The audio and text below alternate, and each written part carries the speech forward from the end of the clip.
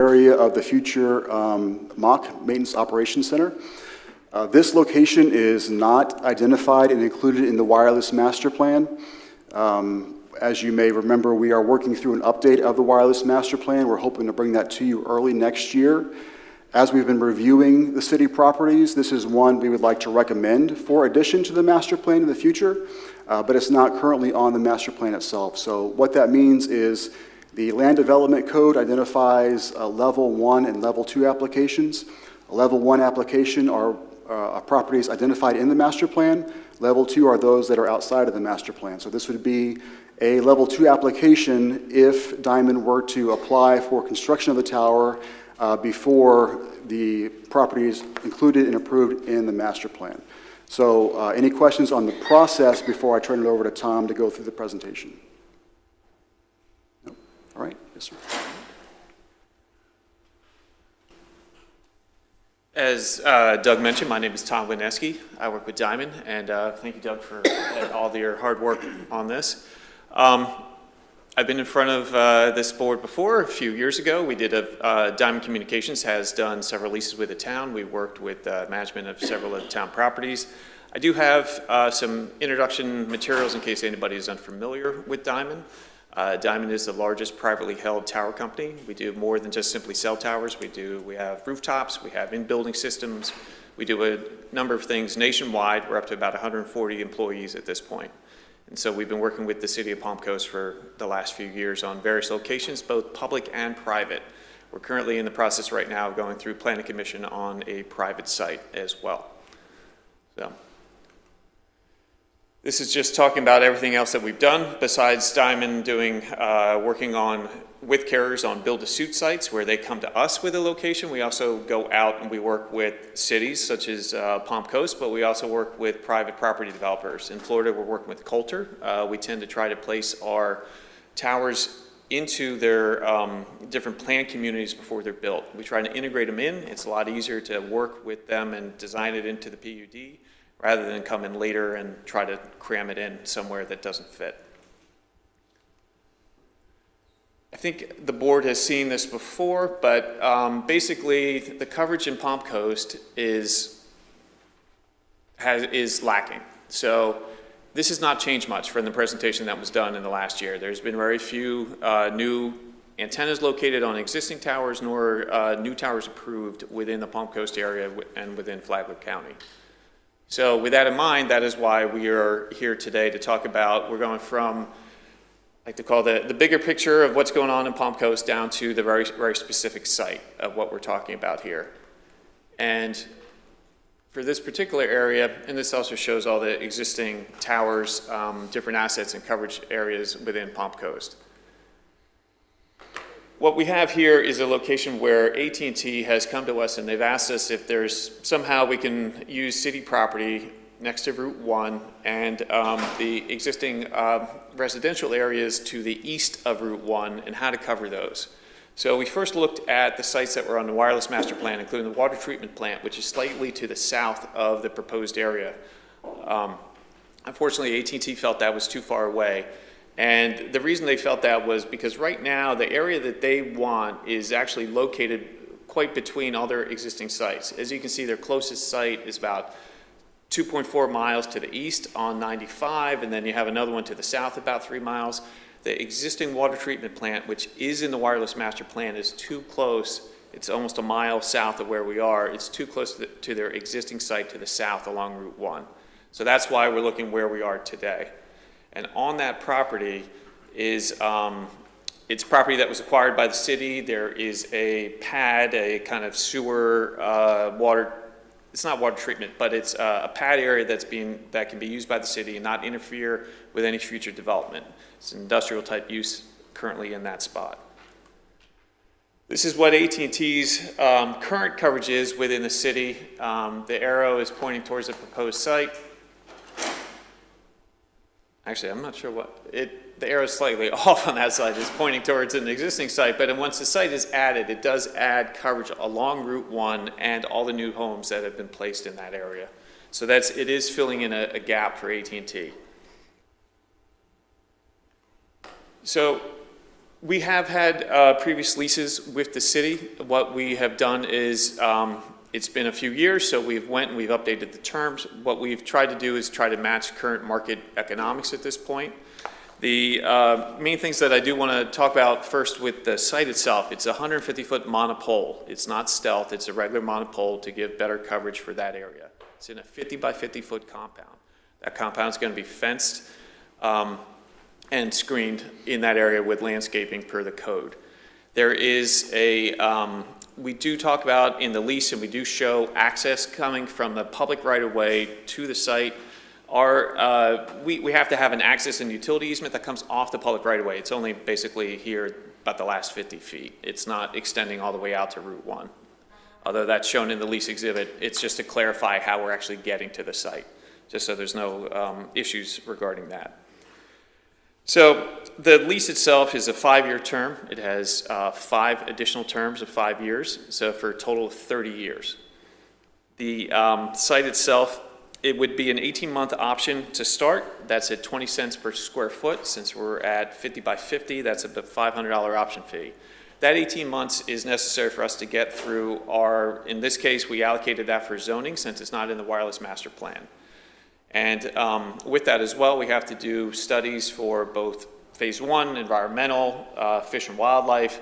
All that takes about a minimum of 6 months, and that's why we build in that extra time. So there is provisions within the contract that we do have to, after commencement, we do start paying rent, even if we have not gotten through the approval process. Bless you. Thank you. So at the start of construction, the previous leases had a $25,000 fee. At this point now, it is a $50,000 fee. As soon as we start construction, we cut the city a check for $50,000 for the site development fee. And the actual revenue share to the city, in the past, it was just a simple amount of 40%. We put in a base amount of $1,000 a month, the greater of $1,000 a month or 40%. And then all the other second, third, fourth carriers, the city would receive 50% of the revenue from that. So we've increased that revenue share to the city. There is provisions in the lease that that any tower would have to be taken down after 120 days of not being used, and the foundation taken out to 18 inches below grade. And there is a bond in that lease for $30,000 for us to take down the tower, or for the city to take down the tower. The lease does provide for city use of the tower at no cost, that you're able to place your antennas for any emergency and public safety use throughout that area. Those are the basic terms. I'm happy to answer any questions regarding this or any other future development sites we have planned within the city. If I may, the actual physical boundaries of this compound, I think you called it, what are they? What borders it? So this is a, our compound itself is 50 by 50, and currently the area is unused. I can pull up a map to show you that. So can you just rattle off what's the biggest road next to it?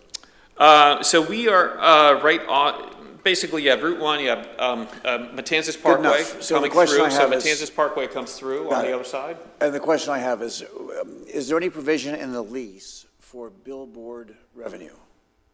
Not on this site, no. We're not next to the highway. We're actually further back from. So it's not practical even? No, not at all. It's Just a question. we're on.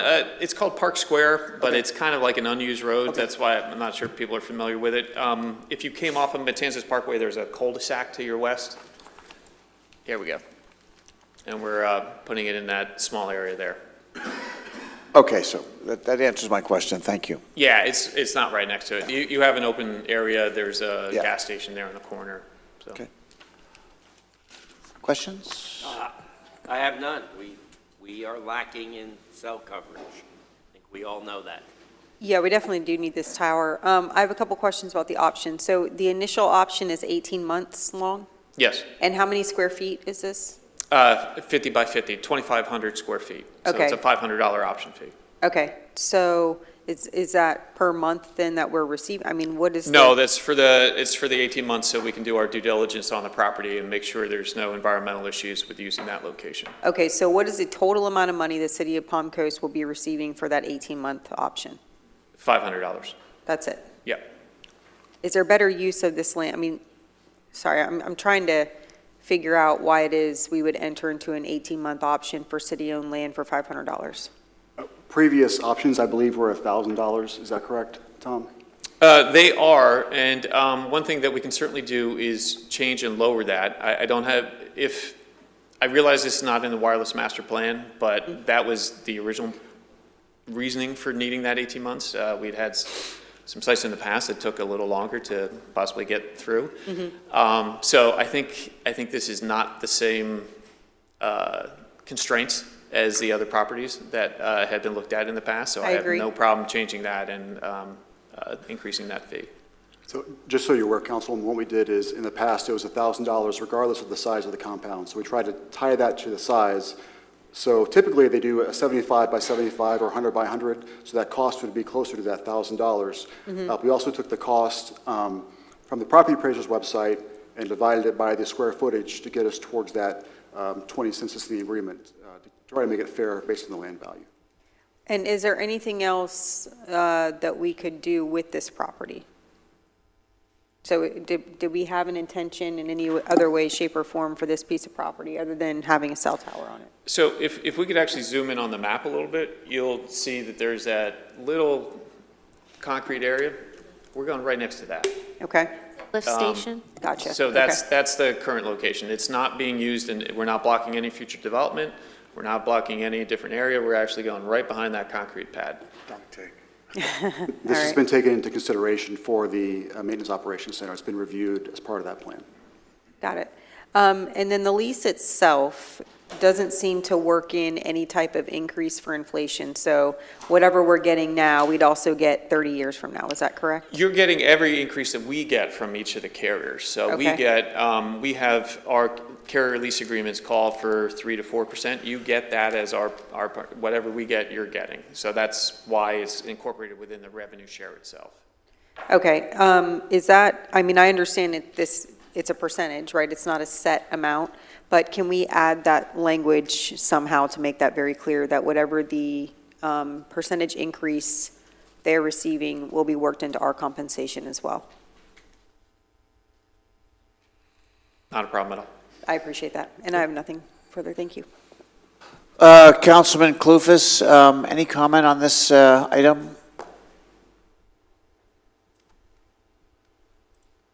I believe he was not coming back after the break. Okay, good. Thank you for holding my breath. And specifically, I'm sorry, Council, there's Exhibit D is the rent schedule, so that's where it would be reflected. I only have one other question. I am aware of at least one other tower site, which would be in the general vicinity, not, does that have any effect on your, on the ability of this tower to perform, or? No, not at all. This site would actually cover, I believe I know the area that you're talking about, and there are, this is separate from those, and here AT&T is working with us directly on Got this it. one. Very good. Yeah. Okay, if there are no other questions, then I guess I would open up for public comment. Any comment? No, nothing at this time? Seeing no one come forward for public comment, I'll close public comment. Do you need any additional direction?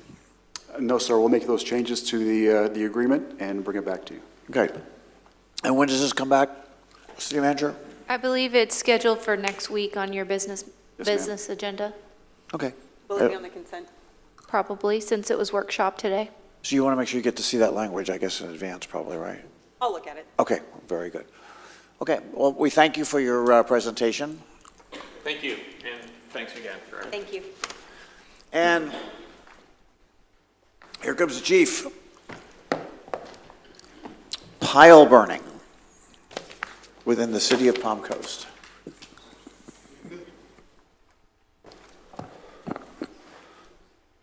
Good afternoon, Mayor and Council. Kyle Berryhill, Palm Coast Fire Chief.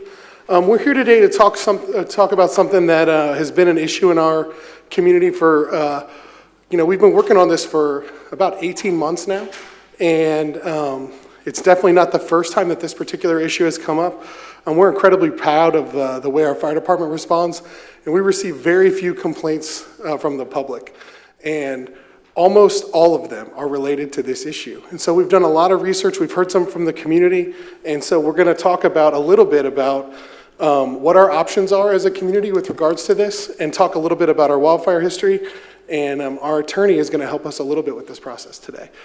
So first, we've been a city, obviously, for almost 25 years, and if you notice that we have a significant wildfire history in our community. The Palm Coast Fire Department predates the city because we were a Palm Coast service district for many years. And so our wildfire history has played a huge role in where we've been and where we're headed. In May of 1985, the Dorian Grade fires destroyed 131 homes, by far the largest event, single loss of structures in the history of our community. In 1998, those wildfires, we lost 54 homes. We had 131 homes damaged.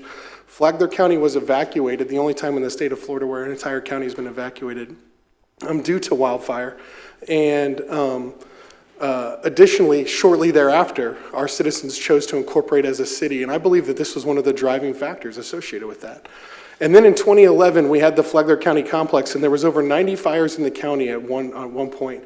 And many structures were threatened, but none were lost. And so our residents are right to have this concern when they smell smoke or see smoke. For them to, the residents that have been here, they are right to alert us and say, hey, do we know what's going on here? What we found in this process is we worked hand in hand consistently over the last 20 years, over the last 25 years with the Florida Forest Service, and the 50 years we've been in the fire department. So we work together to protect our residents. They have some things that are their requirements based on the state statute and what they're responsible for. We'll talk about that in just a second. But we train together on an annual basis. We meet, the supervisor of the Bunnell District meets with us at a monthly or a quarterly all chiefs meeting between myself, the Flagler County Fire Chief, and the Flagler Beach Fire Department. And so we have a great working relationship with the Florida Forest Service, and so much so that we even have a cooperative equipment loan program where the Florida Forest Service has a vehicle that is housed in one of our stations. We are using that vehicle on a consistent basis. It's a wildfire truck that's in Station 23 zone. It's the truck that we take the wildfire stuff off of and use as a high water vehicle on days that are more like today, when it's not wildfire season. And the Florida Forest Service could come and take that truck if they needed it, but what they would really do is ask us to take it wherever it needs to go. And we maintain it, and we're the subject matter experts on it. A little bit more about them. They're under the Florida Department of Agriculture and Consumer Services. They have the primary responsibility in the state of Florida for prevention, detection, and suppression of wildfires. They also, though, they're not just firefighters. They're more than that. They're responsible for forest conservation and recreation. And so I'm going to turn it over now to our city attorney, who in this process, we heard from our, consistently from the Florida Forest Service about what we could and couldn't do. But some of our citizens heard differently from some other state agencies. And so we reached out to those state agencies. We found some discrepancy in some of those places, but I believe that we were part of the state agencies getting on the same page because we're, as Marcus is about to tell you, with things that we've discovered about what we can do in this process. Thank you, Chief Berryhill. So yeah, as the Chief said, during this discussion and researching our ordinances and also what we're allowed to do with regarding pile burning and open burning in the state of Florida. So pretty much what it comes down to is that all those dealing with pile burning and open burning, that is delegated that authority to the Florida Forest Service. They are the only ones that are allowed to give a permit for that thing, and also they are the only ones that are allowed to not give a permit. The city is not allowed to say, hey, if you would like to have a permit for pile burning, you have to get approval from us. Unfortunately, that is not allowed unless the Florida Forest Service delegates that authority down. I reached out to their attorney, I've had several conversations. They said they have in the past to certain cities have gave that delegation, but that's been some time, and there is no intent on that office anytime soon to delegate that authority. So based on that, working with Chief Berryhill, we looked at our ordinance, and unfortunately our ordinance right now says for pile burning, it says that authorization has to go through our fire marshals, which is technically not correct. So that's why I have here working with city staff to make those corrections today. And standing by for any questions or any follow-up. And one more thing in addition, is that we checked to make sure we didn't have this agreement, so that our ordinance, for whatever reason, was drafted in a way that's non-compliant with state statute. Additionally, if we were, let's pretend that the climate changes drastically, and the Florida Forest Service was inclined to grant us this agreement, we would still be required to utilize the same limits associated with when to issue and when not to issue a burn, and they're very narrowly tailored. And so the Florida Forest Service works with us consistently. We talk to them, multiple times a week about where pile burning is going on in the city. We visit those sites. Our battalion chiefs spent a lot of time in the Matanzas area this summer. We continue to check on the burn that's going on off of Royal Palms. And so we're very aware of where these things are going. We're checking on the residents in these neighborhoods. But even if they were to delegate this authority to us, we would continue to have to follow the rules that the Florida Forest Service follows, except that we would have to increase our capacity tremendously to be able to do the job that they're doing. And it would be, a tremendous added cost and responsibility for something that the Florida Forest Service is doing a great job with today.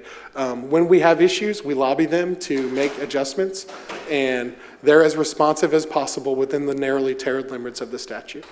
So those are what we've discovered. So it wasn't what we were hoping to discover. From the fire department's perspective, we would love to not ever have burning in our city. Our residents are happy, are really well coached to be aware and to be cautious of some of these kind of things. And so, but that's what we've found. So we're going to have a chance for questions in just a second. But our recommendation is for us to approve the amended ordinance. And then a next step that we could consider is lobbying Tallahassee for home rule relief.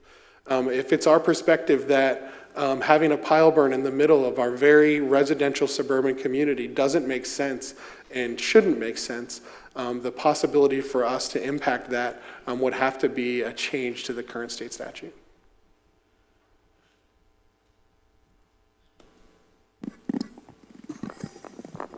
Questions from Yes, sir. dais? That concludes our presentation. That concludes it. Okay, I think we have no choice. I think it's pretty obvious. Yes, sir. Yeah, it looks like we do have to amend the ordinance. My only question is, what is the extent to which we can regulate the pile burning? So once the permit is granted, can we check on the permit? Are we able to enforce whatever it is that you all can enforce? I don't pretend to know what that looks like. So yes, ma'am, we don't have that authority, but we do have a consistent relationship with the Florida Forest Service. They're aware that we're making this presentation today. And so then we did have a question from the public recently regarding what would be the penalties associated with someone who violated their stuff. And it ranges from a warning, just like the sheriff sometimes gives for a person who violates a traffic law, but they don't want to give them the full ticket, all the way up to potentially criminal stuff. And specifically, there's a license to become a certified burner, but that doesn't transfer the liability associated with the burning from the owner of the property to the burner. The owner of the property retains all the liability. So the certified burner, I'm sure, has some associated with that, but none of it is transferred away, from the property owner.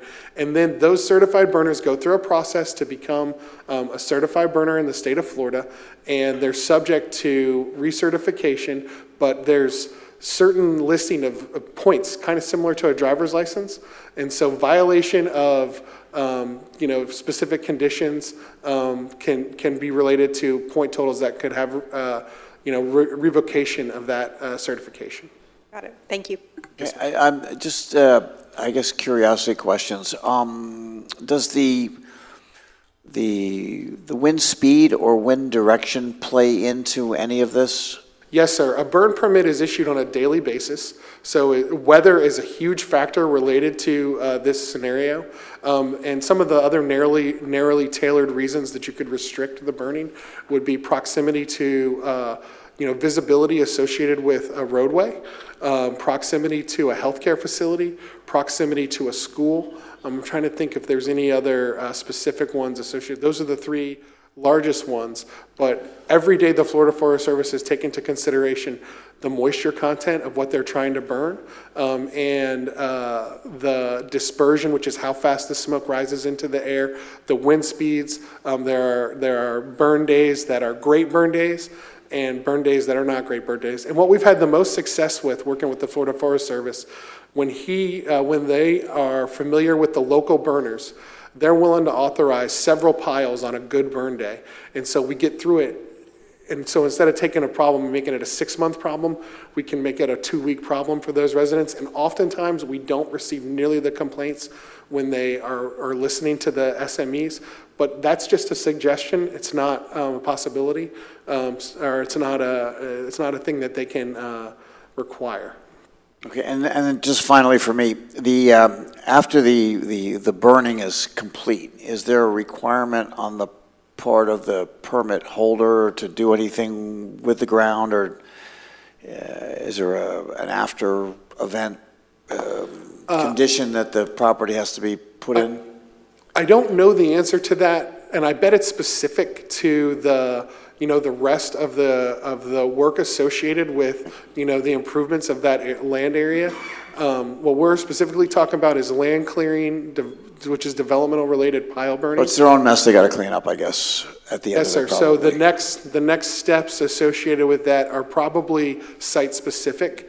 I don't think from a Florida Forest Service perspective, yes, sir, that they're concerned with that being. But something that is definitely a requirement is you're not allowed to haul that material somewhere else and burn it.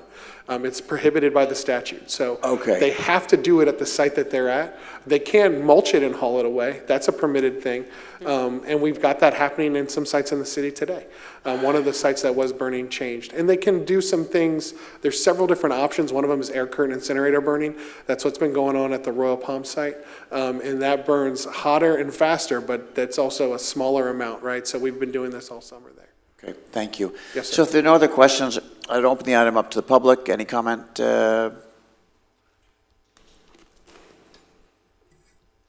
First of all, I want to appreciate Chief Berryhill, because I know he's been working hard with this. We do not have the forest fire on our side at all, on the side of the residents. Florida is geared for the developers, and this is what grid brings, is for them easier to burn than to chip it and maybe even use it on their site. Through the years that I've been here, I don't think the forest fire really care much about us, because we've been smoke left and right. The problem is with the city of Palm Coast is that it's a particular city. We are a developing city. We have a lot of green areas and vacant lands that are going to be developed. And these parcel burnings are allowed, and I don't believe the forest fire really does the job that, for example, Chief Berryhill will do for us. Because there's been people here that have been affected on their health. It's a health issue for people that has breathing oxygen, especially elderly. Little children can be affected. And honestly speaking, my experience since I've been here in '91 and why I started bringing this issue to our fire department, it is because the people are suffering. They end up in the hospital. And our citizens are not the type to come here and speak in public about their issues. They are concerned about retaliation and all other things. So I brought it, and it's a reality. And the forest fire will never do us good job. If we need to lobby Tallahassee, we need to lobby to make an exception to Palm Coast, because we have a lot of green areas. We are not Jacksonville or Daytona, that they have green areas in the middle of the city, they're going to be developed. We have the problem, and maybe if there is time, and it doesn't cost a fortune, to lobby Tallahassee and especially tell them, because we have a lot of developing areas. That's all. Thank you. Thank you for your comment. Any other public comment? Seeing none, I will close public comment and return to the dais. Any final? No.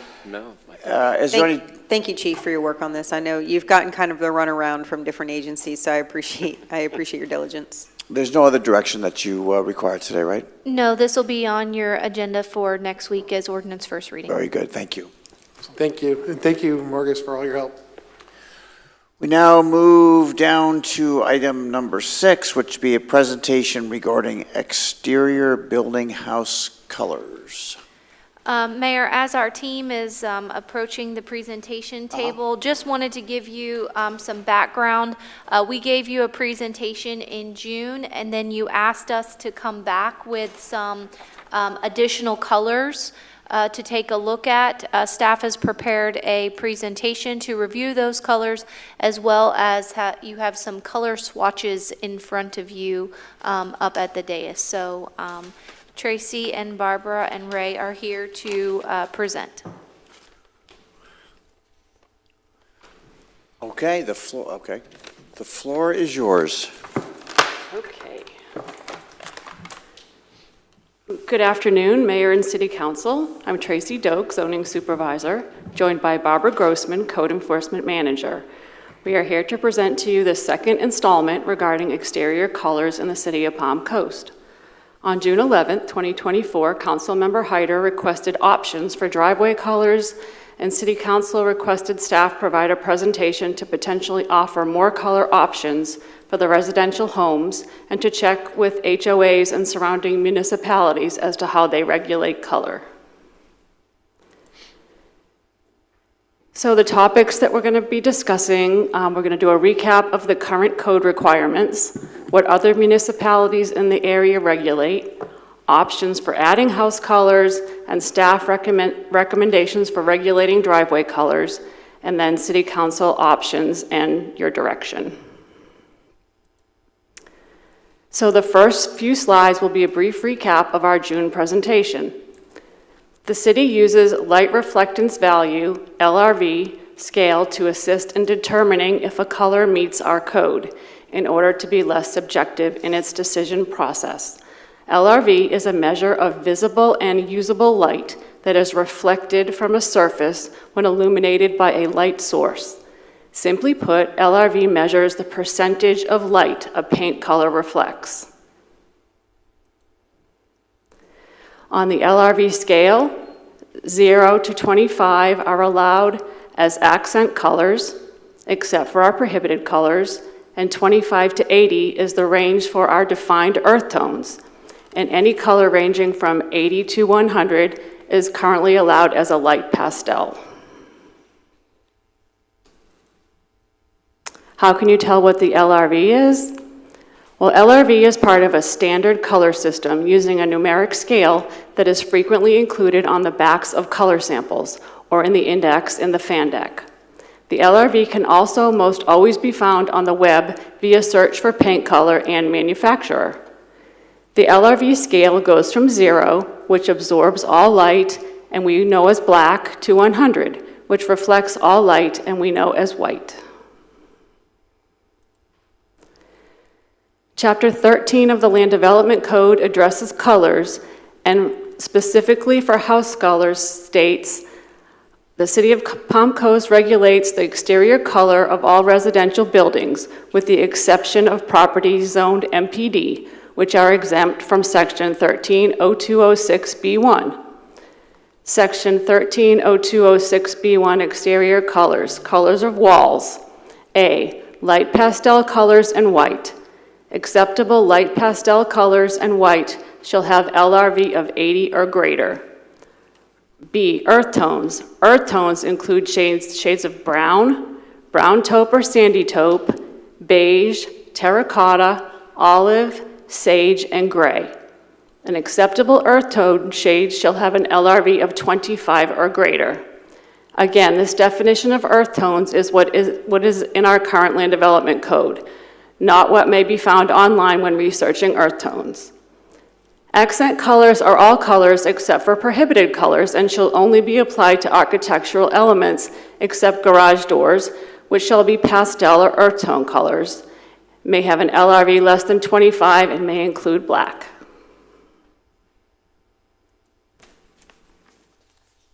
These are the prohibited colors that we have defined in the Land Development Code Section 1402 glossary. Fuchsia, a dark purplish red color, a red with a tint of purple or hot bright pink. Magenta, a dark purplish red color. purple, color combinations using reds and blues to include colors known as violet, and orange, color combinations using yellows and reds lacking visible brownish shades.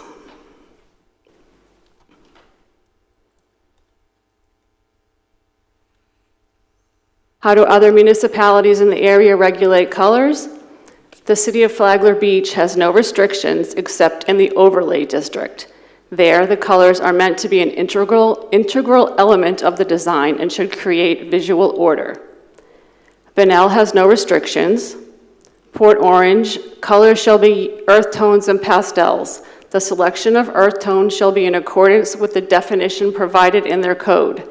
The selection of pastels shall be limited to those colors having a minimum white content of 90%. The city of Daytona Beach Shores, they require earth tones and pastels. The city of Ormond Beach, they require earth tones and pastels. And the city of Deltona has no regulations for existing owner-occupied properties. New construction requires muted earth tones.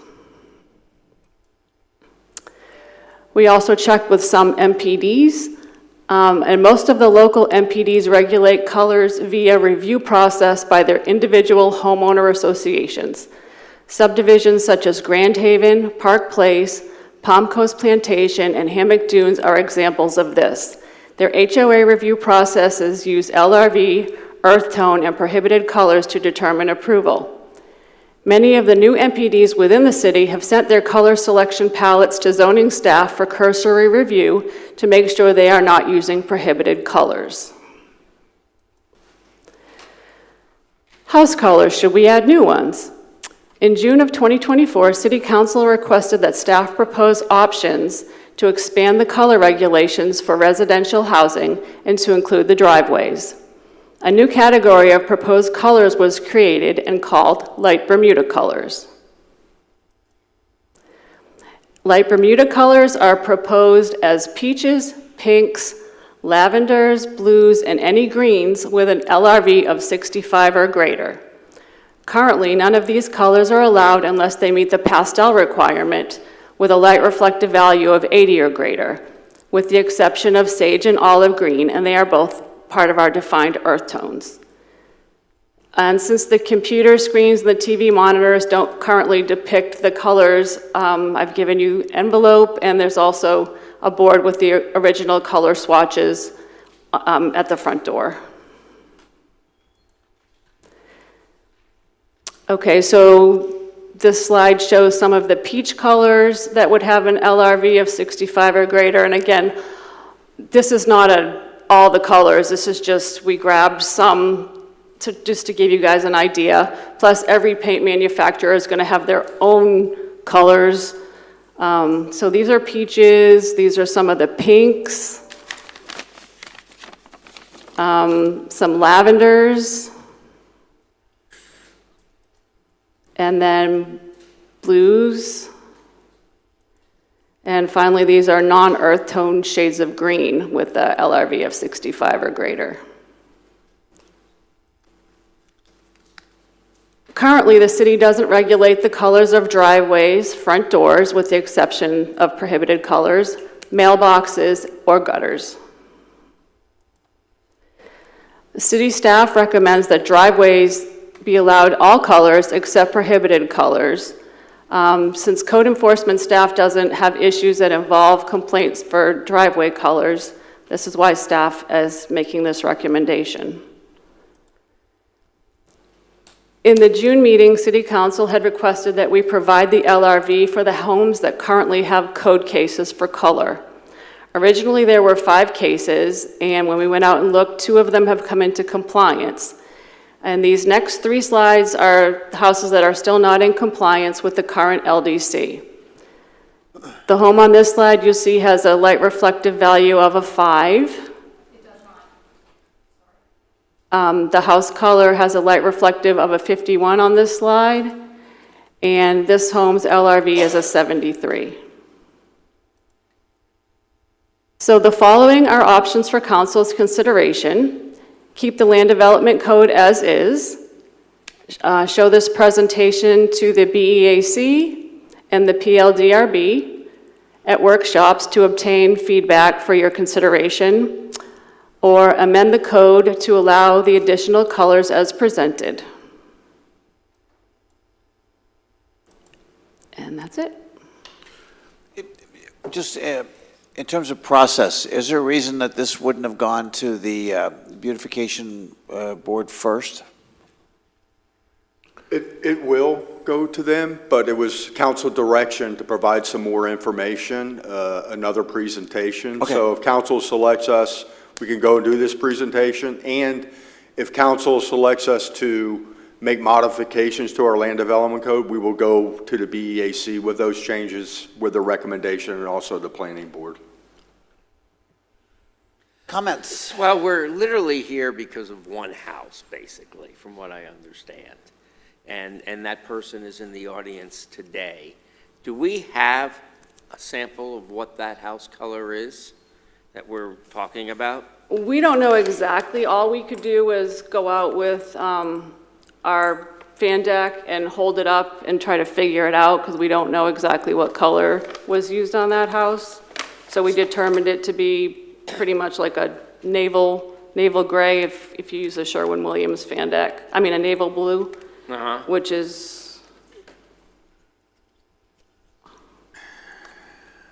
or in the Navy, I guess it's called. Sort of looks like. And what is the problem with that color? It's a 5, and it has to be at least a 25 to be, well, actually, blue is not even an earth tone, so it doesn't even meet the definition of an earth tone, by our definition of an earth tone. And I understand that the website does have, if you Google earth tones, some sites show blues as earth tones, but our land development code does not define blues in our earth tones. If I may, just, Go ahead. if somebody were to suggest that we change the reflectivity by 5 points, would that make this no longer an issue, this particular house? It would not. It'd still be a, oh, okay. Right. Okay. But if we were to recognize it as an earth tone, would that change it? No, I'm because sorry, it's I still. don't know a lot about this, so. Understood. No, because even if this was, if we decided a blue was an earth tone, it would still need to be a 25 or greater. It's still darker than a 25 by what we can tell, without knowing the exact color or manufacturer of the paint. Wait, hold on. What do you mean by what we can tell? What does that mean?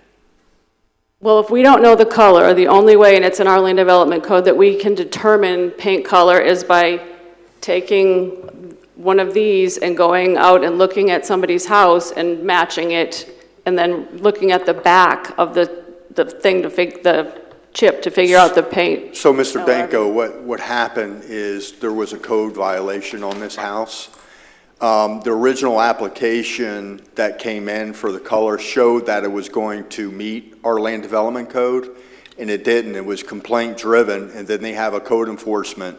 We don't have the actual color, so what happened is, because it's code enforcement, staff went out there and all they did was try the best to compare, with some of these to see what color it was and kind of guesstimate it. So we don't know the exact, but we're probably pretty close. Okay, I'm just trying to get Yeah. some background, because, I think that if we're going to force someone to repaint their house, we have to do more than guess, is what I'm saying. We have to be very, I think, precise on this, so we don't end up in a legal situation, which I guess is possible. I don't know if it is or not, but I want to make sure that whatever we're doing is actually precise. Well, because it's a blue, it's not one of our earth tones, so it doesn't meet any of our code, Right, so we could add blue as an earth tone. if it's council's We could. decision to do that. I'm not sure we want to, but I'm saying we certainly could. Yeah, I'm not interested in doing that, but it's a possibility. It's a possibility. But I'm sorry. So, I don't have any objection to blue, personally, Well, but I do remember there was a time where I believe it was in Palm Coast, we had a deputy who painted his house blue, and unfortunately, he had to repaint it, and I think some painting company volunteered to do it for free, if I'm not correct, and I was kind of like, Let's just take the next step with Yeah, that, though. yeah. So the next step after that is? What is the next step? No, in terms of, okay, you open the door. Yeah. Help me with that part. I- Now do we need to go to the I- beautification board to tell us what the consequences well, might maybe be? they need to be looking at this first?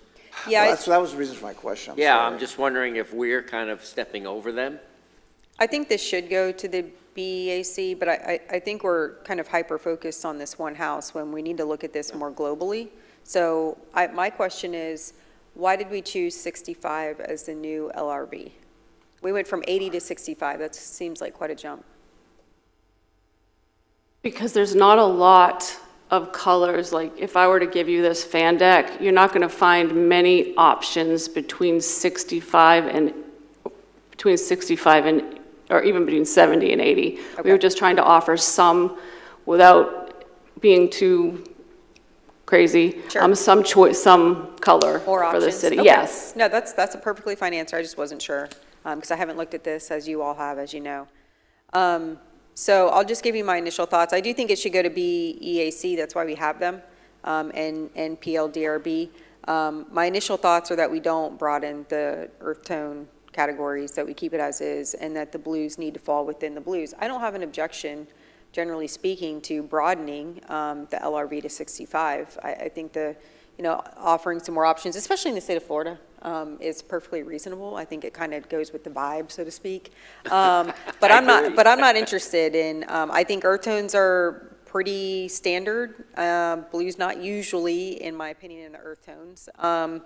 So that's just my initial thoughts, but I think this is why we have BEAC, so they should definitely be the next stop before we make any decisions up here.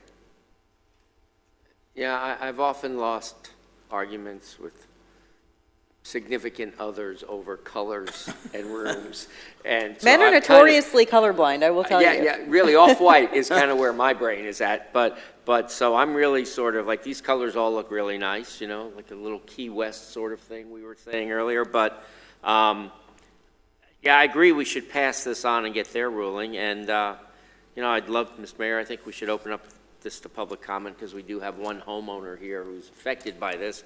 I'd like to hear that side.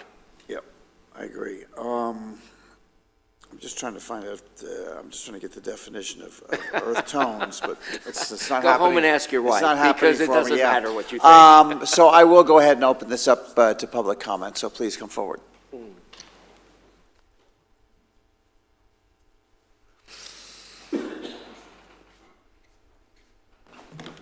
Okay, so I wrote you guys an email. Do me just for the record, put your, introduce yourself for us. Mindy Melendez, the Blue House.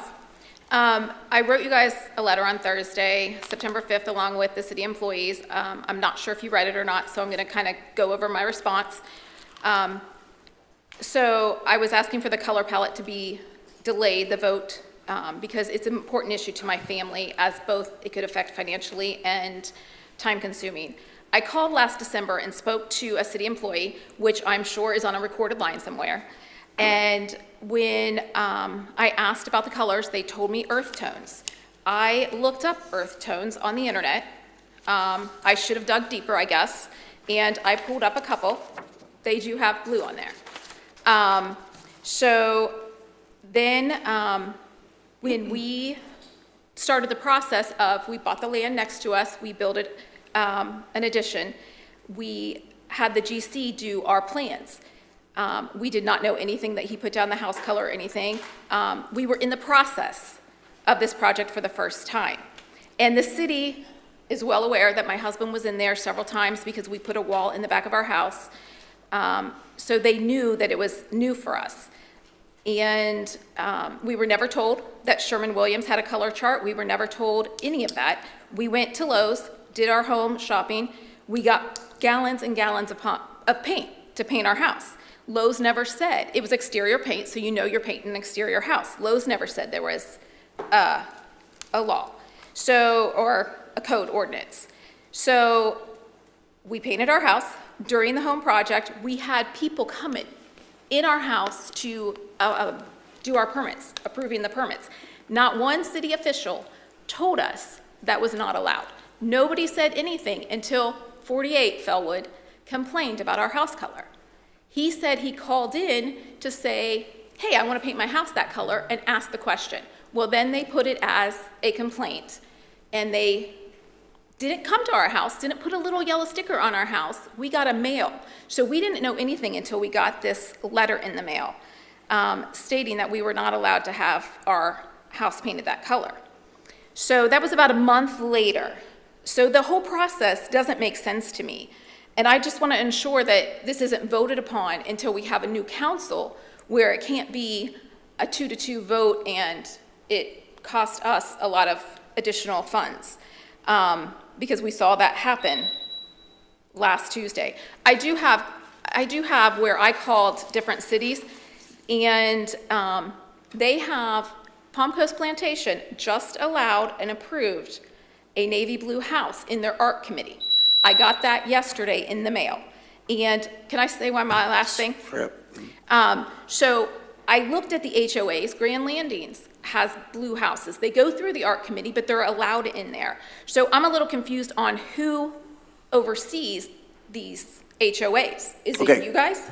Very good. Fair question. Do you want to go ahead and you can respond to that? I have a question. Was any type of variance or anything like that asked for in this case? I mean, we've seen other cases come before us where, you know, the homeowner says, hey, XYZ happened. We had the dock issue come before us. I mean, was that process followed or explored at all in this case?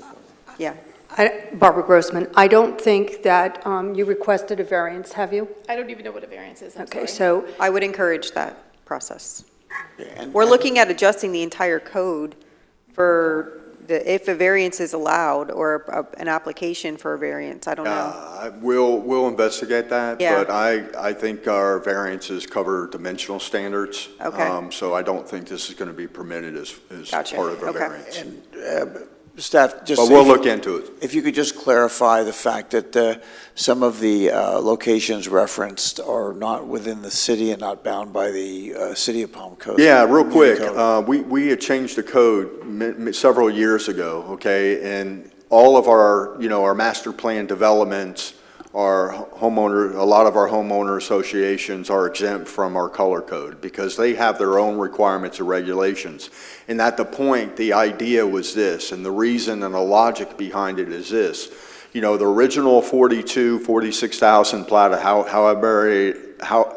the original IT&T lots had those covenants restrictions that regulated colors, right?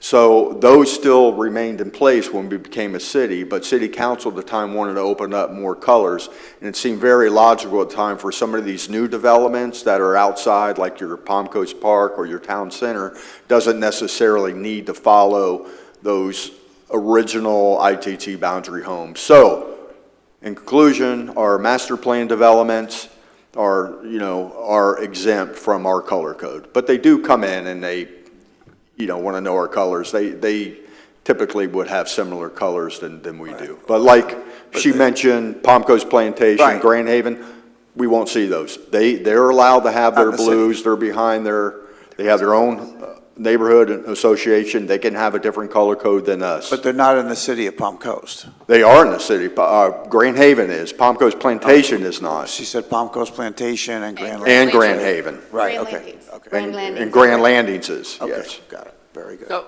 I think what I'm seeing here is I don't think there was anything intentionally done by this homeowner or her husband. It seems to me like, they weren't aware of all of our codes, but neither were some of our inspectors that went out during their process, which is unfortunate because it would be nice if all of our people are, prepared or educated enough to say, oh, by the way, you may not want to use that color, or you may want to do this. But I don't think there was anything, intentional here.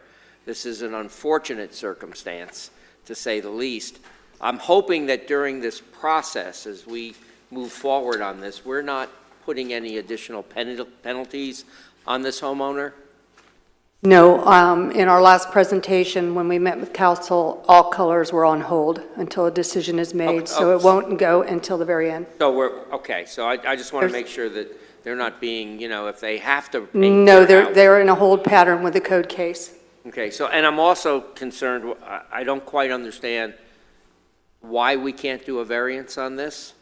I mean, if council was to decide that, is there something prohibiting us? Yeah, our land development code calls out what you can and can't do variances for, and typically in our land development code, it's for like dimensional standards. So if your setback was 10 feet and you went 10 and a half feet, you can get a variance for a dimensional. There's no dimension. This is subjective on colors. There's, what are you going to get a variance for? I guess maybe the light reflective value number, but that's something Marcus and I will research. But I think it's pretty clear in our code that you can't, but we will research it.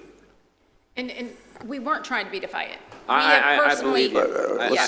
I totally believe that. I think this is, So is it the council's pleasure to let the beautification board handle it this? and Yeah, then come and then back if there to should us. be a request for a variance, it seems to me that would be well, part of the process. they're saying we They're can't gonna do a research it. variance. Look into it.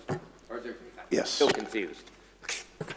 Staff is going to research with the city attorney as to if the LRV can be determined as a variance. If it's not determined that way, then there is no variance process. We're going to research the issue and get back to you. Okay, Okay? so that's where we stand at the moment, but how long will this take? Day, I mean, today maybe. No. Are you wanting the team to take it to the BEAC and PLDRB in the Yes. middle? Okay. So are we looking, Well, BEAC meets monthly? Monthly, Monthly. yeah. So We we'll may need- be able to get them at the end of this month. We'll Okay. try. The So- the first available, we will get them on. I Okay. think this would be great if it came back to this council, since we've been down this road on this, as opposed to a new council, you'd have to start over again. I would think for efficiency purposes, sure. Yeah, I just, if possible. If, New person in that seat in a month, so you'll have 5. Can I ask a question real quick? Go ahead. You know, with the air conditioning, how they gave where they had to put something in front of it, but the people who got to leave their air conditioner that way until they replaced it, they were okay? Is there something that they could do that the next time we paint it, we go within code?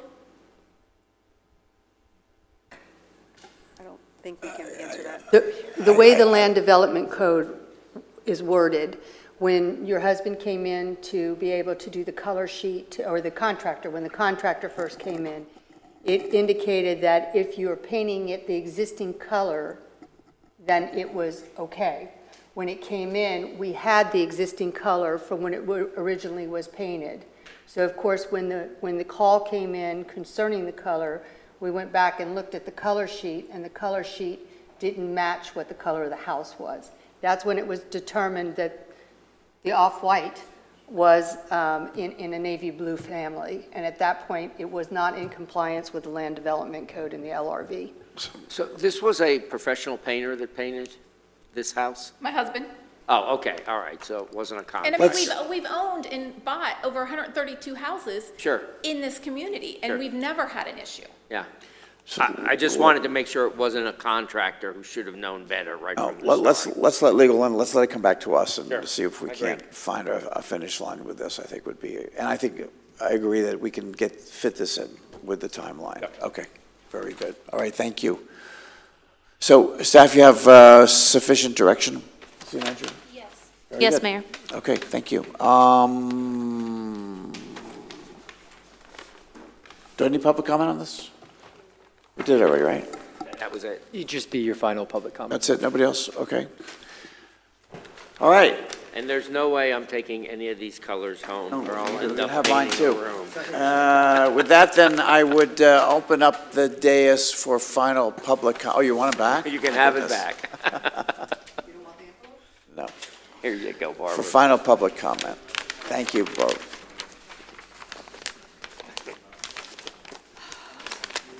Okay, I think our code enforcement department is the star in Palm Coast.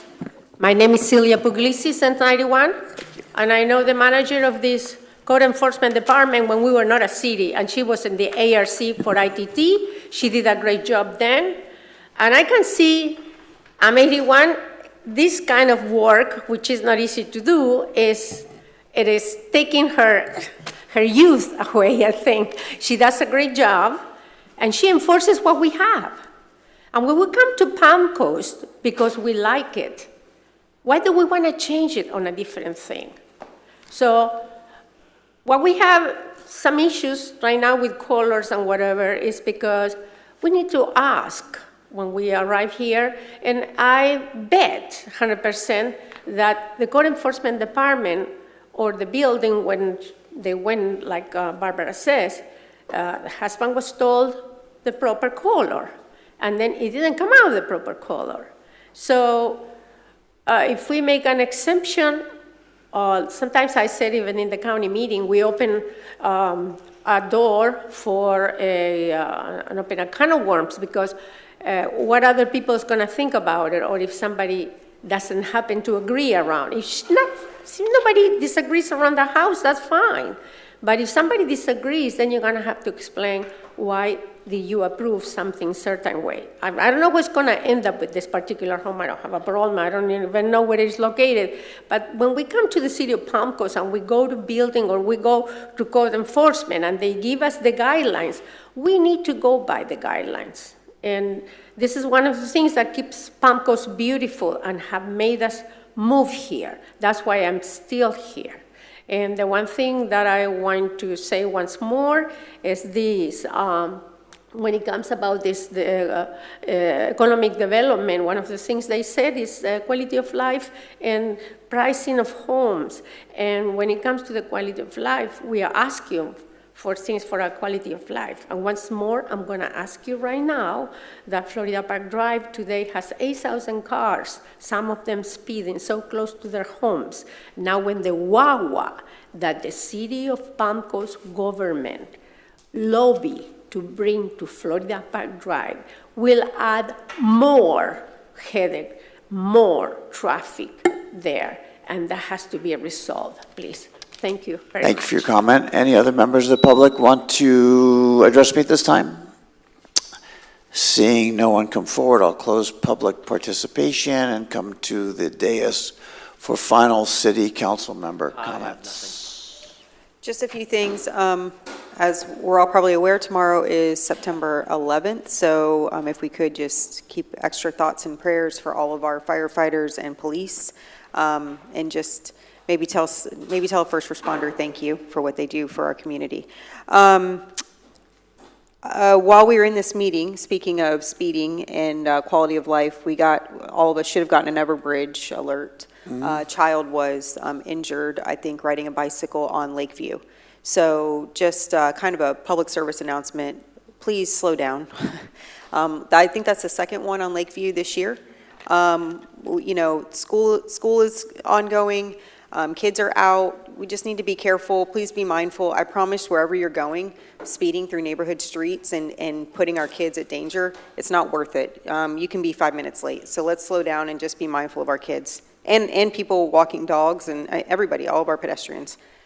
The last thing I would ask council, and unfortunately there's only 3 of us, but would ask council for consensus on kind of a deep dive into some of our policies for our parks. I know currently on the books we have, you can smoke in our public parks. Also, there's been some state legislation, or not state legislation, but some case law come out regarding sleeping in parks. And so I kind of want to look at that and get a legal analysis of sleeping in parks and also smoking in parks. So just maybe a look at what our current policies, our code is regarding our public parks, if I can get consensus on a look at those, because we haven't done that since I've been on council, and I think it's probably right.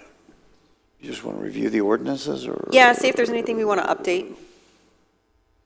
I specifically, I would like to see us look at the smoking in our public parks. So would this include the new legislation that's being bantered about in Tallahassee as well, or not? I'm just trying to, so we get it, you know. What new legislation? With regard to requirements for whether homeless folks can sleep in a location or not. It's sort of interconnected. I just want to, Yeah, it would include that. it would include Yes. that. Okay, so that's, okay. And the county just passed an ordinance, I believe, on no smoking in Right, public yes. parks. They did, Okay, yeah. so all of So that. that kind of Okay. is So part that's of going what to be on a prompted this. future agenda. Yes, if the consensus of the council is to look at that ordinance, we can add it to a future agenda. We would want to workshop it first, and then have that ordinance prepared.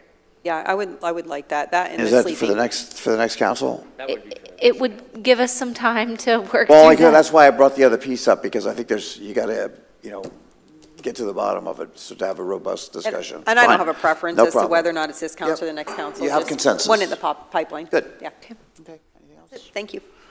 All right, with that, anything? Nothing, sir. I just had a few quick updates. Thank you, Ms. Pontieri. Tomorrow is September 11th, and we have our Remembrance event. We are monitoring the weather. It's been a rainy week, so we will make that determination tomorrow afternoon. Just wanted to share a vote for Waterfront Park. We're being recognized as a prestigious Great Places in Florida award, so we can vote up until, I believe, October 4th.